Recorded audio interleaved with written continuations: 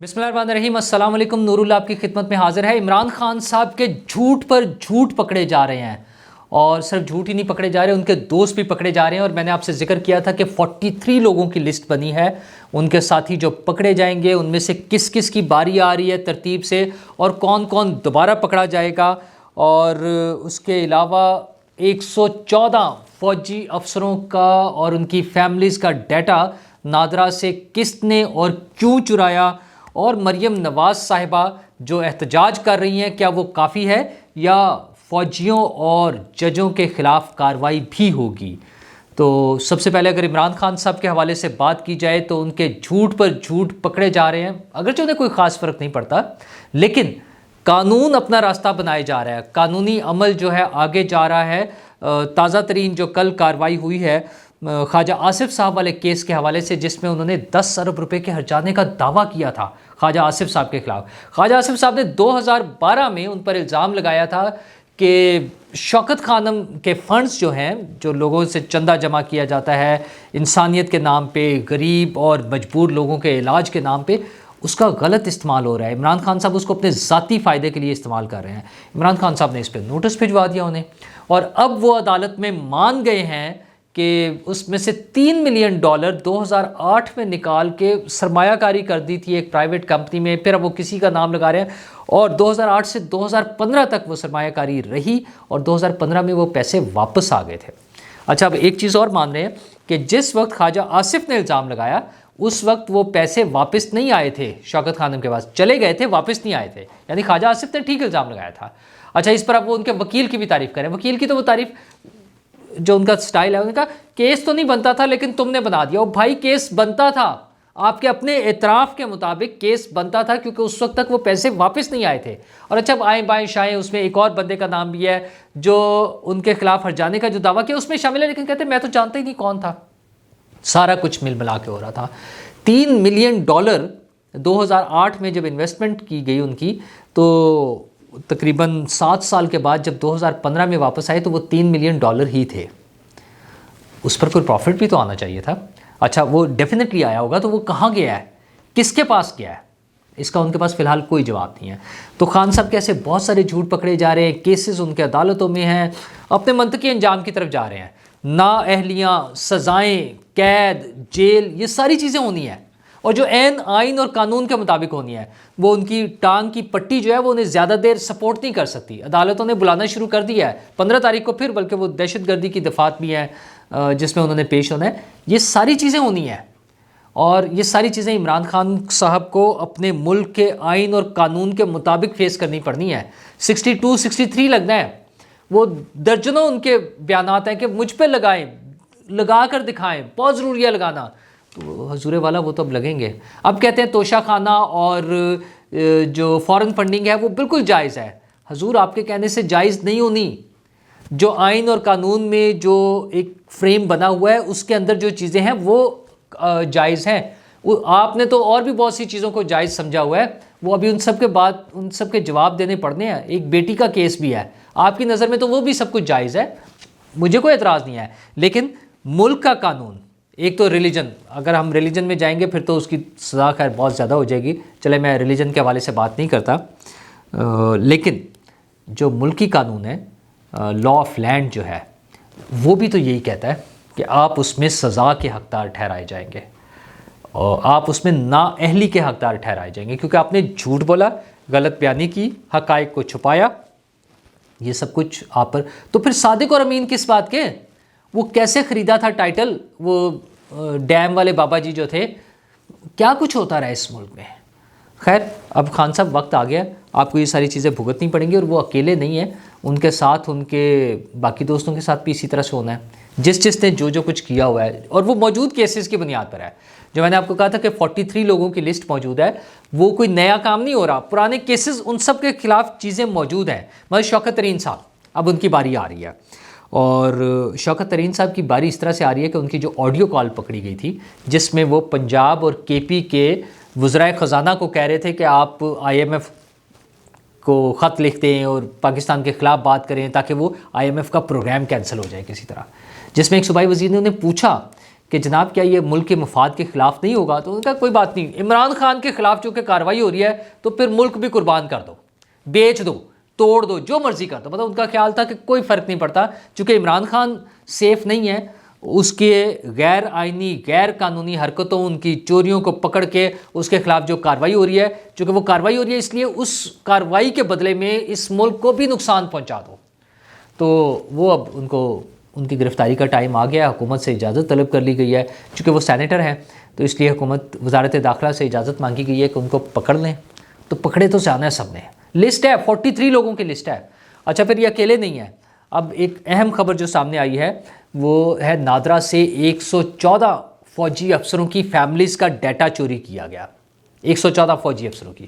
اچھا ان کے بچے بچیاں بیگمات ان سب کے نام پر اکاؤنٹس بنائے گئے، سوشل میڈیا اکاؤنٹس، ٹویٹر اور مختلف اس پہ سوشل میڈیا پلیٹ فارم سے، اور ان کا مقصد کیا تھا؟ پی ٹی آئی کی حمایت شو کرنا، جعلی اکاؤنٹس بنا کے دکھانا کہ یہ فوجی اور ان کی فیملیز جو ہے وہ سب عمران خان کے ساتھ ہیں، مرے جا رہے ہیں عمران خان پر۔ تو یہ ایک جھوٹا پروپیگنڈا کرنے کے لیے، جھوٹ بولنے کے لیے، فراڈ کرنے کے لیے، بے ایمانی کرنے کے لیے، لوگوں میں غلط فہمیاں پیدا کرنے کے لیے، لوگوں کو مس لیڈ کرنے کے لیے، مس گائیڈ کرنے کے لیے یہ جو ساری 2 نمبریاں ہو رہی تھیں، یہ کون کر رہا تھا؟ شہباز گل صاحب۔ اور جب ان کے یہ ڈیٹا ریکور ہو گیا، ان سے پتہ چلا اور ان سے تفتیش کی گئی تو انہوں نے مان لیا، ان کا ہاں پارٹی پالیسی کے مطابق میں کر رہا تھا۔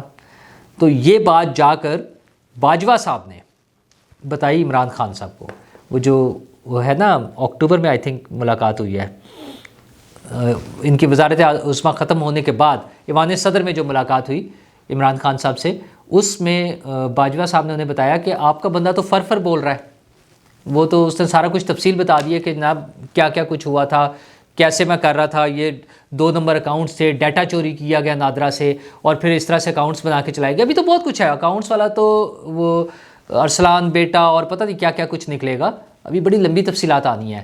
تو عمران خان صاحب پریشان، اور یہی وجہ ہے کہ انہوں نے دوبارہ ان کو اپنا چیف آف سٹاف نہیں بنایا، بلکہ ساری پارٹی سے اس سے کٹ آف ہو گئی ہے، الگ ہو گیا۔ انہوں نے کہا نہیں اس سے بات ہی نہیں کرنی۔ مطلب وہ جو روتے ہیں کہ میں مڈل کلاس والا ہوں اس لیے مجھے لفٹ نہیں کراتے، مڈل کلاس والا نہیں ہے، آپ نے حرکت ایسی کر دی ہے، پی ٹی آئی کے سب لوگوں نے ان سے اپنے تعلقات ختم کر لیا، ان کا بائیکاٹ کر دیا گیا ہے کہ اب ان سے نہیں ملنا۔ کیوں؟ کیونکہ انہوں نے وہ جو چوری، وہ جو 2 نمبری، وہ جو فراڈ عمران خان صاحب کی قیادت میں پی ٹی آئی کر رہی تھی وہ اگل دیا، وہ راز اگل دیا، وہ جا کے بتا دیا ہے، بس اتنی سی بات ہے۔ اور یہ خبر دی ہے اعزاز سید صاحب نے، عمر چیمہ صاحب کے ساتھ جو پروگرام کرتے ہیں اس میں انہوں نے بڑی ڈیٹیل سے یہ بتایا۔ تو عمران خان صاحب دیکھ لیں پریشانی کس بات کی ہے، اتنی سی بات پہ ان کو پریشانی ہے، اس بات پر وہ ان کے خلاف ہوئے ہیں شہباز گل صاحب کے۔ شہباز گل صاحب اب جا کے رمیش کمار سے معافی مانگ لیں، ٹھیک ہے رمیش کمار صاحب نے تو معاف کر ہی دینا ہے، اقلیتی رکن ہے، وہ تو بڑی بڑی چیزیں معاف کر دیتے ہیں بیچارے، ان کے پاس آپشن کیا ہوتی ہے۔ تو لیکن شہباز گل صاحب معافی ملنی نہیں ہے، آپ کو پی ٹی آئی نے نہیں معاف کرنا۔ ایک تو جہاں پر آپ نے جرم کیا وہ بھی وہاں پر بھی کوئی نہ کوئی کارروائی ہوگی، دوسرا آپ نے بتا ہی دیا کہ عمران خان صاحب کی پالیسی یہ تھی، پی ٹی آئی کی پالیسی یہ تھی، یہ کچھ کرنا، تو یہ اچھا اور کر کیا رہے تھے؟ وہ یہی بات کر رہے تھے کہ لڑانے کے لیے فوجیوں کی فیملیوں کو، جس حوالے سے انہوں نے بات کی جہاں سے ان کے خلاف کیس شروع ہوا تھا، تو ساتھ ساتھ یہ حرکتیں بھی پکڑی جا رہی ہیں، یہ سب کچھ کر رہے ہیں۔ اور دوسری طرف حکومت جو ہے ان کا عالم یہ ہے کہ مریم بی بی نے جلسہ کیا اور ورکرز کنونشن سے خطاب تھا ان کا، اور انہوں نے بڑی تنقید کیا عمران خان صاحب پہ۔ ساتھ انہوں نے کہا ہے کہ 2018 والی سلیکشن کمیٹی ٹوٹ گئی ہے آئی کے کی، عمران خان صاحب کی۔ اچھا وہ سلیکشن کمیٹی کون تھی؟ جناب باجوہ صاحب اور جناب فیض حمید صاحب۔ او محترمہ مریم نواز صاحبہ، آپ نے احتجاجی تقریریں بہت اچھی ہوتی ہیں کر لیں، لیکن آپ کی حکومت ہے، آپ ان کے خلاف ایکشن کرائیں، یہ وقت احتجاج کرنے کا نہیں ہے، تقریریں کرنے کا نہیں ہے، آپ لوگ حکومت میں ہیں تو ایکشن لیں۔ اچھا اس سے زیادہ اوبویس چیزیں اور کیا ہوں گی؟ باجوہ صاحب نے جو کالم چھپا ہے ان کے بارے میں، جاوید چودھری صاحب نے ان کے خلاف تو دیا، اصل میں تو خلاف ہے لیکن اپنی طرف سے ان کے فیور میں لکھا کالم، وہ ان کا اعتراف جرم ہے جس میں وہ بتا رہے ہیں کہ ساری چیزیں کیسے ہو رہی تھی۔ اچھا اور صرف ایک چیز سے انہوں نے انکار کیا ابھی تک، منصور علی خان کو جو وہ فون کر کے کہا ہے کہ وہ انہوں نے یہ نہیں کہا تھا کہ اگر عمران خان رہے تو ملک نہیں رہے گا۔ اچھا چلیں ہم یہ مان لیتے ہیں. اگرچہ ایسا نہیں ہوا ہوگا، I'm sure کہ جو بات پہلے انہوں نے کی تھی وہی ٹھیک ہوگی، لیکن چلے اب ان کی محبت دوبارہ جاگ رہی ہے، یا وہ پتہ نہیں کیوں اپنے آپ کو سیو کرنا چاہ رہے ہیں اس موقع پر، تو کر لیں. اور صرف بچانا کس سے چاہ رہے ہیں؟ عمران خان صاحب سے، کہ عمران خان صاحب نہ ناراض ہو جائے. تو آپ کر لیں، عمران صاحب کی خوشنودی ابھی بھی حاصل کرنا چاہتے ہیں تو کر لیں، ہمیں کوئی اعتراض نہیں ہے. لیکن ان کے باقی تمام جو اعتراف جرم ہیں ان پر تو کوئی کارروائی ہونی چاہیے. وہ جب یہ کہتے ہیں کہ پاناما کیس میں 3 ججز کا ذاتی جھگڑا تھا نواز شریف سے اور اس پر انہیں نااہل کیا گیا، تو پہلے تو باجوہ صاحب کو پکڑے، پریسیڈنس موجود ہے. شیخ رشید صاحب نے الزام لگایا کہ آصف زرداری صاحب نے پیسے دے کر عمران خان پر قاتلانہ حملہ کرانے کا پلان بنایا. تو شیخ رشید صاحب کو پکڑا گیا کہ ان سے تفتیش کی جائے اور اس کے ثبوت مانگے جائیں اور ان سے پوچھا جائے. تو باجوہ صاحب جب یہ الزام لگا رہے ہیں کہ 3 ججز کا ذاتی جھگڑا تھا اور انہوں نے حکومت گرائی نواز شریف صاحب کی، تو باجوہ صاحب کو پکڑیں، انہیں گرفتار کریں. اور باجوہ صاحب کون ہوتے ہیں؟ عمران خان صاحب کی حکومت ختم ہونے کے بعد وہ انہیں کہہ رہے ہیں کہ پرائم منسٹر آپ صرف ایک میچ ہارے ہیں، سیریز ابھی باقی ہے. یہ کون سی سیاست کر رہے تھے؟ کہاں سے وہ پرائم منسٹر آ گئے؟ اس کا مطلب وہ شہباز شریف کو وزیر اعظم نہیں سمجھتے، وہ عمران خان ہی کو وزیر اعظم سمجھتے ہیں. مطلب وہ مونس الہی والے لیول پر آئے ہوئے تھے باجوہ صاحب بطور آرمی چیف. مونس الہی صاحب بھی ان کو وزیر اعظم ہی کہتے تھے عمران خان صاحب کو، پاکستان سے بھاگنے سے پہلے تک. اپنی حکومت ختم ہونے سے پہلے وہ پاکستان سے چلے گئے تھے، ابھی تک واپس نہیں آئے ہیں. تو کہیں سیر ویر کرنے گئے تھے، اسپین کے پتہ نہیں کہاں گئے تھے، تو ابھی شاید ان کی سیر لمبی ہو گئی ہے، تو ابھی وہ واپس نہیں آئے ہیں. اور وہ وزیر اعظم کہتے تھے عمران خان صاحب کو. تو باجوہ صاحب کس خوشی میں وزیر اعظم کہہ رہے تھے؟ ان سے کون پوچھے گا؟ پھر انہوں نے ایک اور الزام لگایا، انہوں نے کہا کہ ایک وفاقی وزیر نے وزیر اعظم پاکستان کی، جو وزیر اعظم اس وقت کے وزیر اعظم عمران خان صاحب تھے، انہوں نے جو گالیاں دی سعودی کراؤن پرنس کو، وہ جا کے سفیر کو بتا دیا. تو یہ سیکریٹ ایکٹ کی خلاف ورزی بنتی ہے سیدھی سی. باجوہ صاحب کو پکڑا جائے، ان سے پوچھا جائے کہ وہ وزیر کون تھے، اور پھر ان کے خلاف کیس کیا جائے، ان کو بھی پکڑا جائے. کتنی سمپل سی باتیں ہیں. تو محترمہ یہ کام آپ کی حکومت نے کرنا ہے. ججز کے حوالے سے عرفان قادر صاحب کا انٹرویو دیکھ لیں، ججز کے ریمارکس دیکھ لیں کہ جی پارلیمنٹ نامکمل دانستہ طور پہ رکھی جا رہی ہے. مطلب کس نے پوچھنا ہے؟ اس پارلیمنٹ نہیں پوچھنا ہے، اس حکومت کے کہنے پر پارلیمنٹ نے پوچھنا ہے. تو یہ اس حکومت نے کرنا ہے. محترمہ مریم نواز صاحبہ کو چاہیے کہ جلسے ضرور کریں، اپنا جو کراؤڈ ہے اس کو چارج کرنے کے لیے، ان کو زندہ رکھنے کے لیے، ان کو جوش دلانے کے لیے، ان کو سیاسی عمل میں واپس لانے کے لیے، سیاسی دھارے میں لانے کے لیے تقریریں بہت اچھی بات ہے، ضرور کریں. لیکن جو حقیقت میں کرنے والے کام ہیں، جن لوگوں پر آپ سمجھتے ہیں کہ انہوں نے آئین کی خلاف ورزی کی ہے، قانون کی خلاف ورزی کی ہے، اپنے حلف کی خلاف ورزی کی ہے، ان کے خلاف کارروائی کریں، ان کو پکڑیں، ان کو جیلوں میں ڈالیں، ان سے تفتیش کریں، اصل مجرموں تک پہنچیں. اور دوسرا، عوام کی ریلیف کے لیے کام کریں. اب پھر خبریں آ رہی ہیں کہ IMF سے معاہدے کے مطابق کوئی 7 روپے سم تھنگ 7-8 روپے پر یونٹ جو ہے بجلی پھر مہنگی کرنی ہے، اور یہ بار بار کرنی ہوگی قسط وائز. کیا بنے گا؟ لوگوں کی قوت خرید، لوگوں کی خرچ کرنے کی صلاحیت، ان کے پیسے کم ہوتے جا رہے ہیں. انفلیشن کہاں جا رہی ہے، مہنگائی کا جو عالم ہے وہ کیا ہے، کھانے پینے کی چیزیں کی پرائسز ہر روز بڑھ رہی ہیں، اور حکومت ہے کہ وہ بھی اسی راستے پر جا رہی ہے.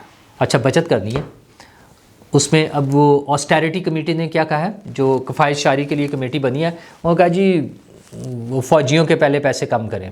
اچھا جی، فوج کے اگر بجٹ کم کرنا ہے ایک خاص ٹرم کے ساتھ کہ اس بجٹ میں سے کم کر لیں، تو پھر جو سیاست دانوں کا بجٹ ہے وہ بھی تو کم کرنا ہے، جو بیوروکریسی کا بجٹ ہے وہ بھی تو کم کرنا ہے، جو جوڈیشری کی عیاشیاں ہیں، جو ججز کی تنخواہیں ہیں، اور جو ججز کے پینشنیں ہیں، اور جتنے ان کے مفت پیٹرول اور گاڑیاں اور موبائل اور جہاز کے ٹکٹ، وہ کس خوشی میں ہیں؟